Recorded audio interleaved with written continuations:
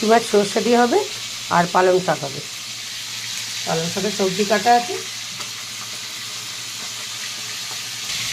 সর্ষেটা বাটার জন্য এখানে আমি দিয়ে দিলাম কিছুটা কাঁচা লঙ্কা, সর্ষে, কালো সর্ষে, পোস্ত,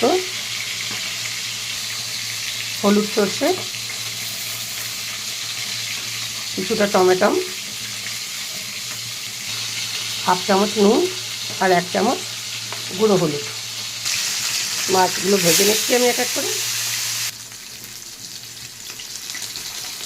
মাছগুলোকে এক সাথে উল্টে দিচ্ছি।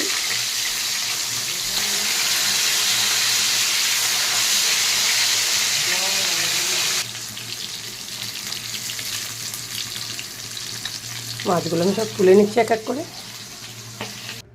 মাছটা এবার রান্না করার জন্য খানিকটা কালো জিরে দিয়ে দিলাম, দুটো ছোটো সাইজের পেঁয়াজ কুচি দিয়ে দিলাম। আমি এই পেঁয়াজ ভাজার মধ্যে অল্প একটু নুন দিয়ে দিচ্ছি, কেন কি সব কিছু মশলা দেওয়া আছে ওই সর্ষে বাটার মধ্যে। নুন, হলুদ, লঙ্কা টঙ্কা সবই দেওয়া আছে। পেঁয়াজটা দেখতে পাচ্ছেন খুব ভালো করেই ভাজা হয়ে গেছে, একদম বেরেস্তার মতন করে। এই মুহূর্তে দিয়ে দিলাম আমি এই সর্ষে বাটাটা।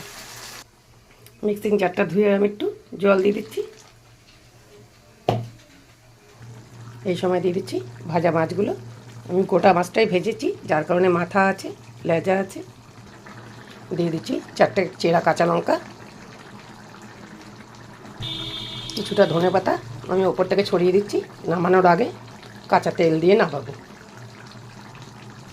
মাছটা এবার নামিয়ে দেবো, হয়ে গেছে। আচ্ছা, আমি এর আগে তেল দিয়ে দিচ্ছি, একটু কাঁচা সরষের তেল ওপর থেকে দিয়ে দিলে সুন্দর লাগে খেতে, গন্ধটাও ভালো আসে। পালং শাকটা রান্না করার জন্য দিয়ে দিচ্ছি 5 ফোড়ন, কেটে রাখা কিছু সবজি, আলু, কুমড়ো, বেগুন, কাঁচা লঙ্কা। দিয়ে দিলাম 1 চামচ নুন। সবজিগুলোকে একটু ভেজে নিচ্ছি।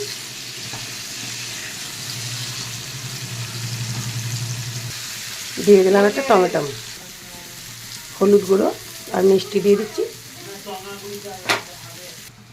দিয়ে দিলাম পালং শাক কেটে রাখা, কত জল বেরিয়েছে দেখুন। দিয়ে দিচ্ছি আমি বড়ির গুঁড়ো,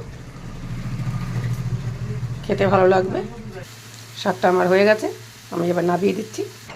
এই হচ্ছে ভেটকি মাছের সর্ষে দিয়ে, এই হচ্ছে পালং শাক। আমার রান্না দেখে কেমন লাগলো কমেন্ট করে কিন্তু জানাতে ভুলবেন না। ধন্যবাদ।